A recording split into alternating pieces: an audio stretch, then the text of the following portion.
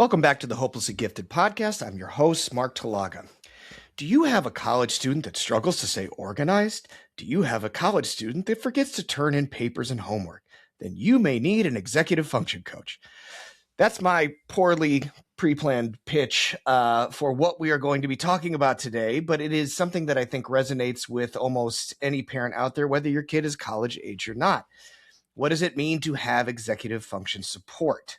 What does it mean when it doesn't feel like it's working? What does it mean when there's a refusal to use it? What does it mean when it looks like in college versus middle school versus younger, right? It's a more complicated topic than most people think.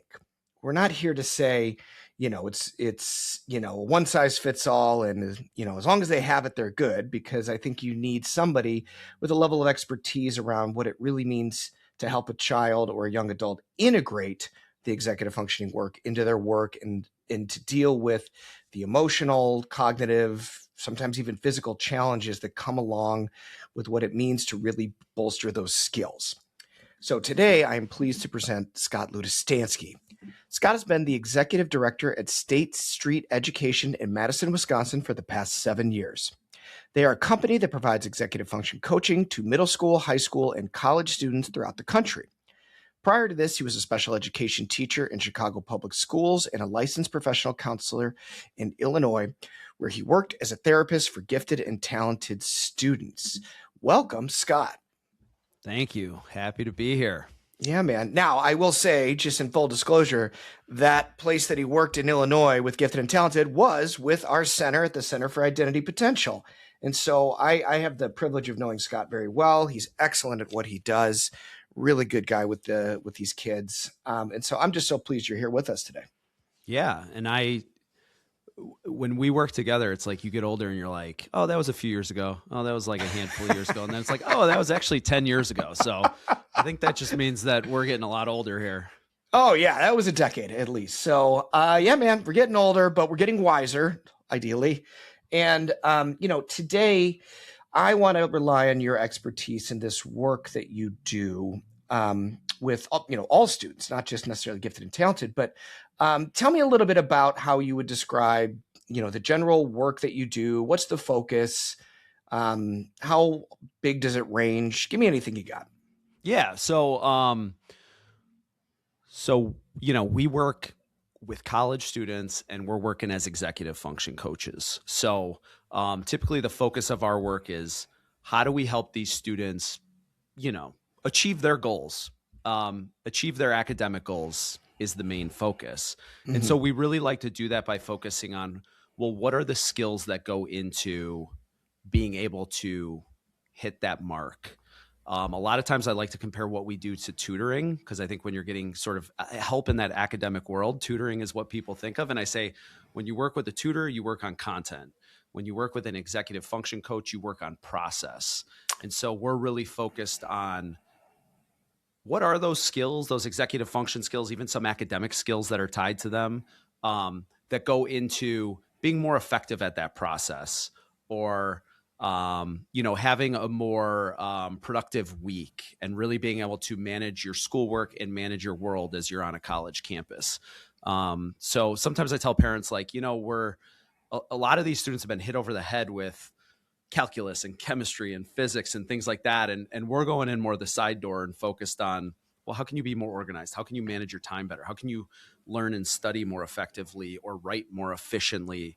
And so sometimes at the end of the day, what I like to whittle it down to is we're trying to increase the quality of work and reduce stress. And if we are doing those two things, we're doing a good job.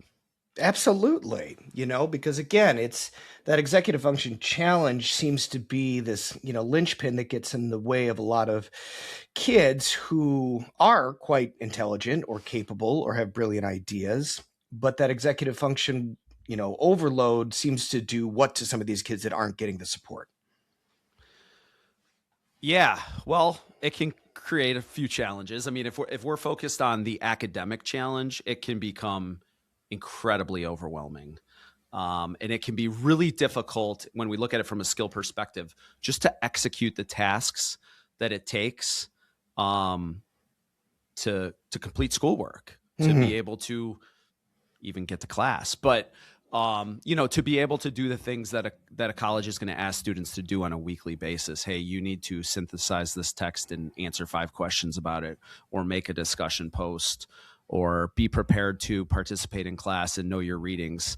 What we find is that, again, it's not the content. We know students can learn the most complex of courses, but it's that process of, well, how do I get myself to know what I need to do, plan, manage, organize what I need to do, and then do what I need to do. That's sort of my simplified 3-step version of it. That's the academic side of just getting the work and getting through Right. it. Now, of course, as you know, there is that very closely linked emotional side to it, which, Right. As things get more and more difficult, or what's happening academically, what's happening in reality is very, very, very misaligned with the way that the student sees themselves and their expectations of themselves. Then a lot of those, mental health challenges, emotional challenges, just the way that they're coping, can really break down. Absolutely. Their whole identity blows up. I made it to college. I'm supposed to be smart. I'm supposed to be able to do this stuff. And then they find out they're failing classes and they're overloaded and they can't get themselves to work. And then everything starts to crumble from there. I like to look at that executive function coaching role as a massive pillar of support so that doesn't get to that level. Now, in my experience, if you have a kid that is aware enough to say, yep, I'm really kind of crummy at executive functioning, I could really use that help. I'm sure this process goes very well. It's very helpful, and they see it. I was going to say, I don't know how many times I've heard that. That's kind of my point, right? How often does that really happen versus what's a more likely scenario? A more likely scenario is that the kid is going through high school and they're incredibly gifted. And at some point they were lighting the world on fire, and they still may be, to be honest. They may be just in 15 AP classes and they're getting all 5s. I think what's challenging sometimes with these students is it's hard to get a read on sort of like what is, like, how strong is the independent variable? Like, how well are they going to be able to do in college on their own? It's hard to assess that sometimes because of sort of the organic infrastructure that exists around them in high school. They're a great kid and teachers Right. are cutting them slack and letting them turn things in late and do tests they missed and other things. And their parent, their mom or their dad or both are all over them. And they're in the house, they're right in front of them. They may even have things like activities and socializing and friend stuff. Just, it's all organically built into their schedule. If they're in band or they're in a sport, like, they're getting socializing and activity and exercise and all these things that just exist. And so sometimes it's really hard to know how's it going to go in college. And, a lot of these students we're working with, they're really bright, gifted kids. They are going, they're not going to the community college down the street. They might be going to an Ivy League school or an Ivy Plus or some of these big time elite universities, or, they're in engineering or they're in physics or chemistry. Like, it really takes a step up just in terms of, difficulty too. And so, typically there's like, I could list a lot more factors. I'm sure we'll talk about some of them, but there's just a lot of dynamics at play that kind of build up who this student is, right? And how they're functioning and how they will function at the next level. Well, and again, it comes back down to, are they aware how, I don't know, connected this organic infrastructure really is? Are they aware of how much they rely on it because it's just part of everyday life? This is just what I do. And I would imagine that a lot of these kids just assume, well, I'll just keep doing what I'm doing in college, and, but without facing the reality of the supports won't be there. Even, just the presence of maybe mom being in another room while doing work all of a sudden shifts how you get started on work, Yeah. So, well, if I could, like, two words that I like to latch onto that sort of, float around that idea are, and I always challenge parents to think about this. Think about these 2 words, and I say the outcome and the journey. Because especially after COVID, when high school sort of shut it down and it was like, turn things in whenever you want, like, everything understandably kind of became incredibly lax. And I have found in the years since, things are slowly building back up. Finals might get reintroduced, or actual hard deadlines and things like this. The outcome usually ends up being fine for most high school kids, with parents that are, really on top of them and teachers that are helping them out. Right. The outcomes are fine. Hey, I got a 3.9 GPA and I'm got into this amazing college, but the journey tells a totally different story. And I think it's really important because sometimes even, the whole family can kind of get lost in like, hey, I crushed it. I did well in all these classes in high school. I'm going to Case Western and we're good to go. Everything's good on the surface, but let's really look at the journey and what that looked like on a daily and weekly basis. What was actually happening? Oh, that's brilliant because yeah, you have to find a way to introduce some level of awareness that, oh, well, their report card was great, so school must have been easy. And no, there was no way they were up until, 2 a.m. working on an essay and you guys were all pulling each other's hair out and, calling my center up for family sessions. So yes, the journey is probably more indicative of what kind of supports need to either continue or be built up or integrated into this kid's, college career.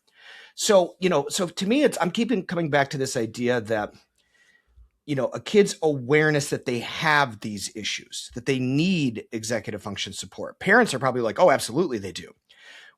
Do you find kids, and I'm sure you do, find kids that are like, I don't really need this, or they seem a little resistant to it, or they kind of give lip service to it? Like, what's your experience with cases like that? Yeah, I would say it's a bit of both. Like definitely Okay. the parents are the ones who reach out. So the parents are like, this is a good idea. With the students, I often find, there's a couple different versions of it that play out. I think one is some students have had such a negative relationship with school for so long that they are like, I will do anything that can relieve some of this stress and pressure that I deal with. A lot of times just their own thoughts in their head, but Sure. I will do whatever if it can help me not feel this way about school. So that's one student who they're willing to jump in because they're like, I'll take whatever I can get. Love it. But then there are other students, I think, who,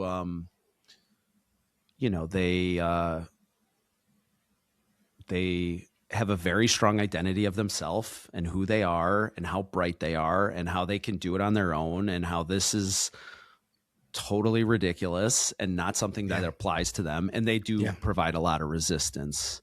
And sometimes families will even say, hey, you know what? Fine. He can go first semester alone. And we'll see how it goes. And right.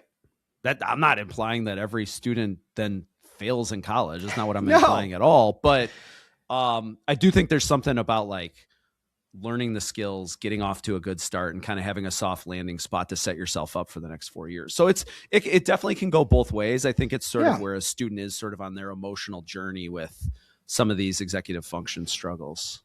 So, and I know you're not like a miracle worker, you're a magician, any kid that comes, even though you're very, very good at what you do, but the idea of when that happens, how are you dealing with it? How do you help either parents navigate it or the kid navigate it, or even just saying like, look, this isn't going to work because they are not on board? Like, how do you navigate that?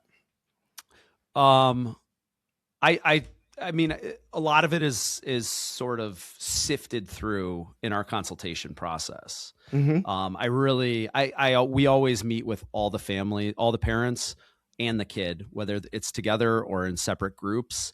But I always tell the parents, like, I'm going to get to know your student and I'm going to tell them exactly what they can expect and exactly what we'll be doing. There you go. They will be sharing their screen and their grades. And if we ask to see something, like, we get to see it. Accountability, that level of accountability can be really difficult for students because a lot of times they're used to this pattern of survival mode, covering up, changing things, manipulating things. I mean, I could tell a million stories of ways that students have fooled their parents. So a big part of it is I really want to be as explicit as possible with the student and say, here's exactly what you're getting into. Take it or leave it. I'm pretty rigid in our process. I love it. As I'm sure you are too. Because in some ways it's kind of, I'm laying it out for them, but I'm also I'm taking in my own information of like, is this student willing and ready? and most of the time the student is, and they can go back and talk to their parents and they can decide together, do we want to do this? But sometimes the student is totally not ready, and that's good to know too, because Yeah. we don't all need to jump into this together when there's a lot of time and energy and hope and a lot going into it. Oh, I love that. I honestly, that I want to underline what you're doing for these kids by being that forthright, by being very clear, by keeping boundaries not only for, managing their expectations on what this work really looks like, but also protecting your own process, because you have a way to do things that is helpful and that works. And gifted kids in particular tend to be quite manipulative and trying to get a process to work for them rather than being able to adapt to the process laid out. So you being that front loading in a sense is can be extremely helpful. And I think a lot of parents may even struggle with that, creating that dynamic of, here's what you can expect. This is what's happening. This is what it looks like. Like, this is what we need, not only to protect you, but to protect ourselves as you go off into college. And I just like that, ethos that you got going on. And I'm sure that does actually help in building the relationship with these kids. You're a straight shooter. You're not going to be, kind of being too gentle about it, but in a very kind way. Yeah, exactly. I like it. And it certainly does help things kind of move in the right direction and sets the right boundaries and parameters of all the work we're about to do. So how deep do you guys go as far as, because I want to kind of peel back the curtain as far as like the actual, work that you're doing with these kids. Mm-hmm. You're monitoring grades, you're monitoring their workflow. Like, what's everything that goes into it, as much as you're able to rattle off? Yeah. So when we're working with these college students, our first goal is really like, let's really attack the executive functions. Like, let's really help this student establish, the systems, the routines, incorporate the strategies that they need to really like bring everything together, manage their world, and reduce their stress. So, right. The typical student, if I kind of think of, okay, this is an incoming college freshman or maybe a second semester college freshman, and they are starting work with us. The very first thing we're going to do is we're going to focus on what I call like the core executive function foundational skills. And those are really going to be their organization, their time management, how they're managing their work, tracking everything, just knowing what they need to do and when. And so we do just immediately jump into, and a lot of parents say this, like, are you going to help them review their syllabus? It's like, yes, that's the first thing we do at the start of the semester, because we're setting up these systems to move away from, hey, everything's just in my head, to, I need to be able to see it. I need to start to be able to quantify these things in terms of time, to be able to break these things down, to understand how to manage the short-term list with the long-term list and all of these things. So I would say the first thing we're jumping into with most students, we're always going to prioritize their needs, but with most students is these core foundational skills that then can really just help them have like a better grasp and a better idea of what they need to do and when and how they can get it done. Yeah, right. Organize the big picture, organize the workflow, organize what's coming, all this kind of stuff. The question that jumped into my head was, and maybe I'm jumping ahead of your process here, but like, I could envision the bigger challenge being like, you set up the big picture, you get clear on the syllabus, there's an expectation of work needs to be done at a certain time. Do you run into kids that are like, oh, I didn't get that done, or I just couldn't get started, or I just, wasn't feeling it, anything like that? No, it's never happened. Really? Yeah. No, I mean, that's a bit of a softball there. Like, how does that? I mean, of course, it's a process, yes, right? I course. mean, with any humans, like, you're working with your personal trainer and they want you to not eat like 4 Snickers tomorrow, and then you do. Like, yeah. So, of course that happens. And we're very focused in our sessions of having goals so that students have these weekly goals, and we're able to kind of text with them throughout the week and communicate and really provide encouragement and nudges and things like that. But your question, I think, kind of brings us to like a bigger point, which is a more zoomed out point, which is, it's always a process. Like, we typically work with students for a semester at a time. So even there, you're like, okay, That's Yeah. almost 4 months worth of work. And we're really focused on how can this, how can this student become more effective week after week after week. Right. And I wish I could say what I'm about to tell you is an original thought, but I heard it from someone else. But sometimes I compare progress on the executive functions to like measuring your kid's height on the wall, Mm, where it's, a couple months pass and you I don't like it. actually see if your kid is taller or not. And then they put their back on the wall and you make a new, mark in pencil and it's like, oh, you grew 3/4 of an inch. Right. Oftentimes I compare our progress with these kids like that, where, it's not like yesterday I had 10 missing assignments and today I'm getting straight A's. Like, it just doesn't happen that Exactly. way. And Right. so what you're describing is just part of the process. Like, of course that's going to happen. And we're Right. going to stay with the kid, obviously. And we have to differentiate ourselves, I think, from a lot of other people in their lives. A lot of parents or teachers or people they've had along the road have kind of gotten down on them. Probably somebody has. Even, I mean, they're Right. pretty tough on themselves, let's be honest. So Yeah. our focus is usually like, okay, how do we shift to the next goals and keep moving this forward and keep focusing on the things that we're focusing on? So yeah, but of course, it's part of the process, without of a course doubt. it is. Yeah. But I want it to be said, because the idea is everything that happens, that kid not being able to do something, it's all diagnostic. It all tells you where they are in that height chart. Okay, this is actually where he's at. This is actually, we got to go down maybe to a more granular level on, is this kid expecting too much of himself or herself? Are they saying, oh yeah, I'll get it done, and then that doesn't happen? And so that tells somebody like you, okay, we got to dig in a little farther here. But what I love that you said the most is, we're not giving up on them. We're not getting Yeah. out of the process. We're not saying, oh, well, they keep showing up, not doing their work, so I don't know what to do with them. It's a process, and it can be a very, very slow one. But, to me, I love hearing you talk, because it's just, I'm always like, nothing rattles this guy. Like I know if a kid goes to you, like their head in their hand, their tail between their legs, you're gonna be like, hey, man, like, that's just what happened, right? Yeah. And you just get him right back on that horse. Yeah.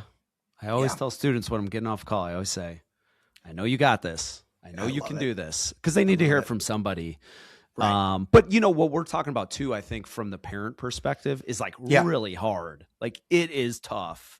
And I'm sure you see that too, where it's just, this could be years and years and years of academic struggles and frustration levels are high. And so, that sort of, measuring the height on the wall type of progress I'm describing, like, it just can feel very unsatisfying even at times. Sure. Right. I often say, if a kid had if he missed every math assignment last week, he had 5 missing math assignments, one for every day. And then the next week he has 4 missing math assignments. That means he got one better, but that also means he still has 9 missing math assignments. And that's just a hard dynamic to Yes. balance. So it can be really hard as a parent too, to even sit by and watch as your student's getting better. It Right. still can be very difficult and frustrating. Right. Because it's just, everyone wants everything to happen so fast, myself included. And you're touching on a lot of things that, parents, and I know I'll be in this position too when my kids are older, and I've experienced it to some small degree already, but there's such a fear that if this doesn't get resolved, if they fall behind again, if they can't seem to, accelerate their ability to deal with these executive function issues, parents go to pretty dark places of what that means for their kid. Do you ever have to recontextualize that for them? Are you helping them understand things? Do you have a process in place for helping the parents in that situation? Yeah. I mean, I have a lot of parents who certainly start getting really dark images in their head, Sure. of what the outcomes can be. Yeah, it's tough. I mean, I have always, my philosophy has always been, and a lot of this I got, even back when we were working together, is like every student needs to move forward at the appropriate pace. And when you're not moving forward at all, that is the challenge. Mm-hmm. And for some students, moving forward at the appropriate pace might mean like they should be at a 4-year university and taking a normal course load, and that is right for them. Booyah. And on the other end of it, the right pace could be like, my student lives at home and volunteers 3 hours a week, and that's all they can manage, but they're doing something and they are moving Yes. forward. And for some students, I've worked with a lot of students where it's like they're a part-time community college student and part-time working, or some sort of combo of work and school and all these things.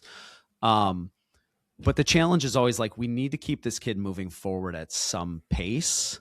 And Yes. then there's a lot of, personal and emotional acceptance that goes into being okay with whatever that pace is at the time. That is really challenging. It's like the two parts. It's like, one, where are we going to land? What's the right pace? Two, are we all okay with this? Are we all going to be able to live with this? And, how do we feel about this? That is a tough part of it too. Go into that a little more, because that emotional component of how the kid talks to themselves or how the parents are feeling, or even communicating or meta communicating to the kid. Talk about how, I don't know, deep that goes. Pretty deep. Yeah. And I find with a lot of families I work with, in some family dynamics, it is the parents who just cannot imagine, let's say, a student leaving a big time state university and going to community college and living at home for a year or two. Like, that is so difficult to comprehend because it's so misaligned with what the expectations they've had since he was born, probably, Yep. And on the other end, and sometimes that student is just dying to get out. They are like, this is miserable. As I always say, like, I hate ranch dressing. If I had to eat 3 meals a day with ranch dressing on it, I would hate it. Yeah. And for some students, that is school. Like, they hate school. Yes. And they just need to get away. It has been their source of discomfort for possibly 5, 10, who knows how many years. In other family dynamics, I find that it is the student who has that identity, and the parents are like, we just want our kid to be happy. We just want our kid to be doing something that doesn't make them miserable all the time. We don't care what they do. But it's the student who is so locked into the idea, to the identity of like, no, I'm a college student. Like, I am getting this done. I'm going to do this. And that, that's really difficult. Because a lot of times I feel like the kid can overpower the parents, but it's really hard for the parents to overpower the student on that. And it can lead to a lot of years of turmoil in school, for sure. And then, Absolutely. I mean, I haven't addressed yet, and I'm sure you can jump in on this too, but there's the community and cultural and all these other sort of factors that come into play. Typically, these gifted students we're talking about are coming from pretty high achieving parents who have accomplished a lot professionally, for sure, and educationally. And so, these dynamics start to come into play too. It's really tough if you're a kid from the North Shore of Chicago, and all of your friends are at like Georgetown and U of I and Michigan, and you're dropping out of school to move home. Like, that is a really difficult dynamic for a student.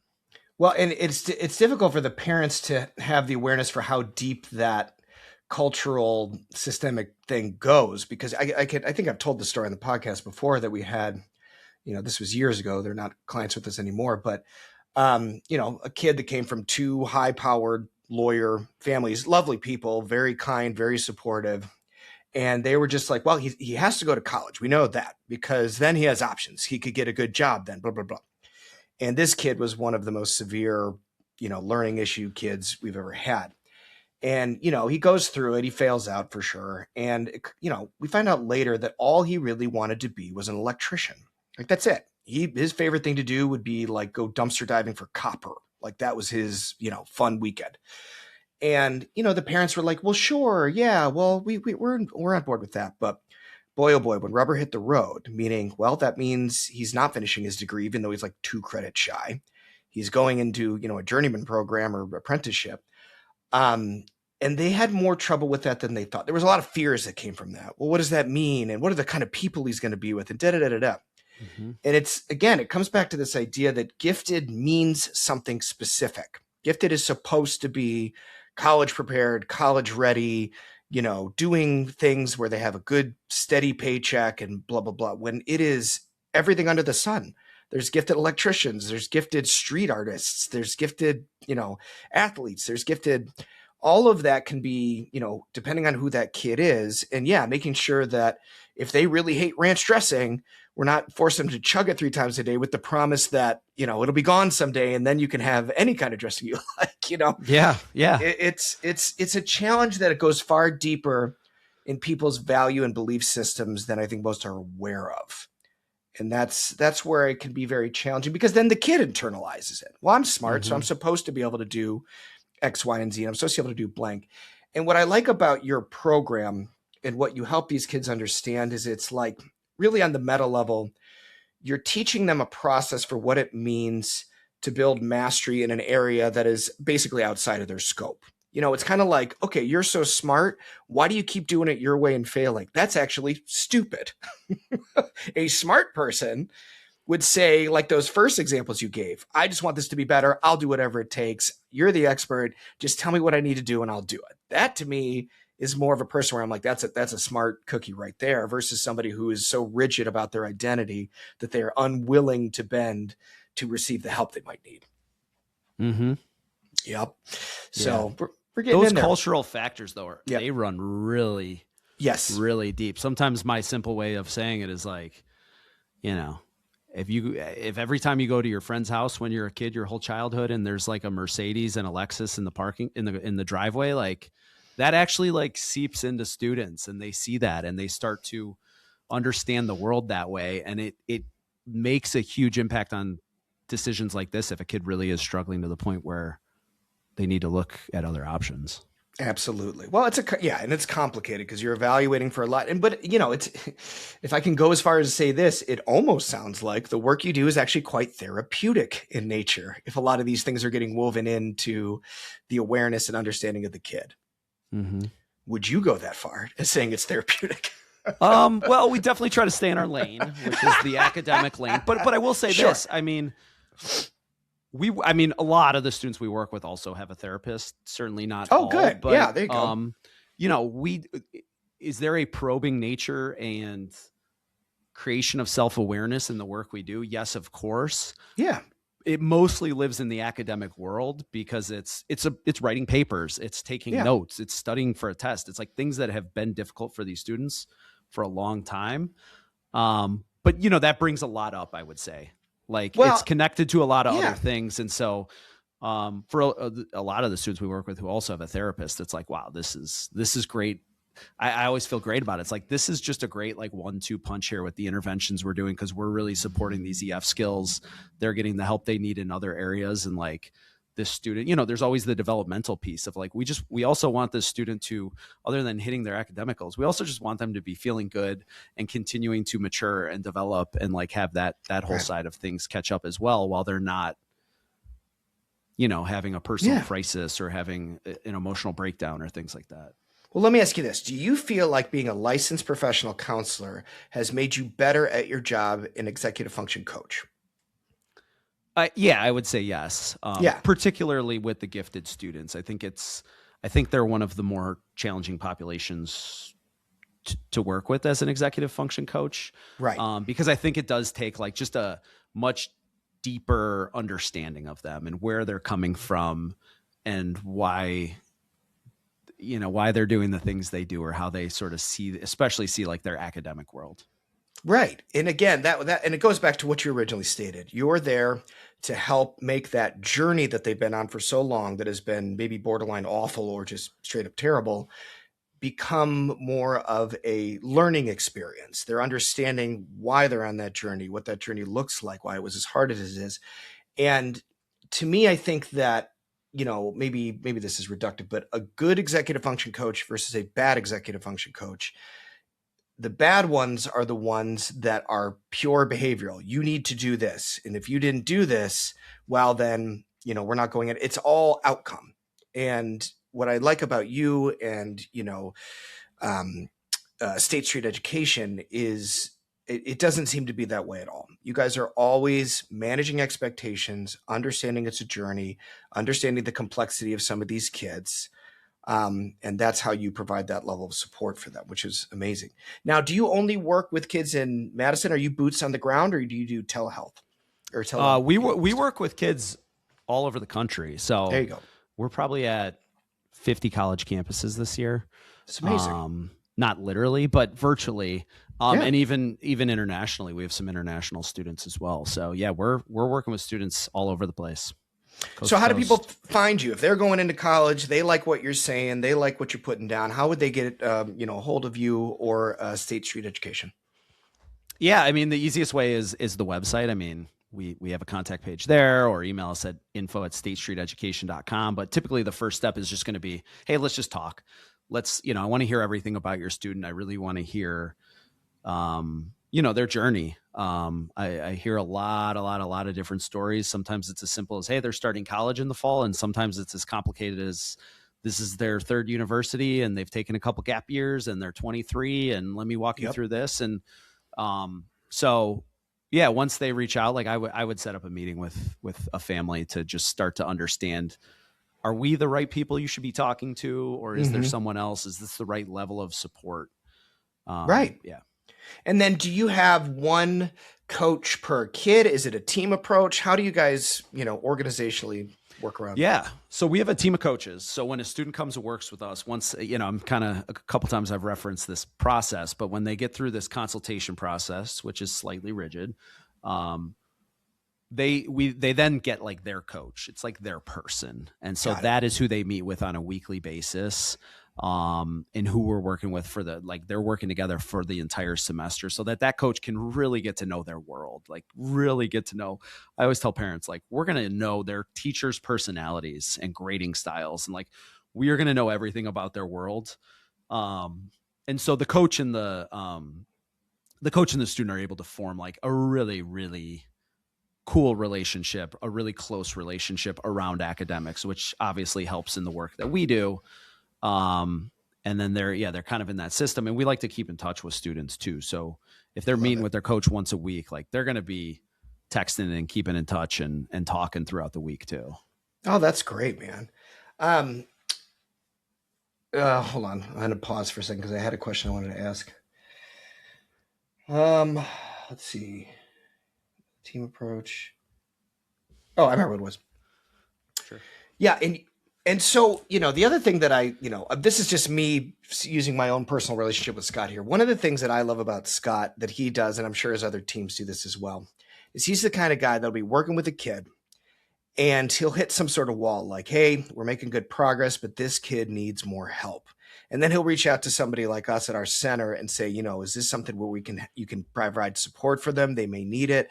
Like, again, that level of awareness that, this might be out of the scope. There's more support needed. How do we integrate that and create that so that this journey can continue to become easier and easier is one of the reasons that I'm happy to have, Scott on this show and know that his work at State Street Education is stellar, man. I mean, that's just my biased opinion. Thank you.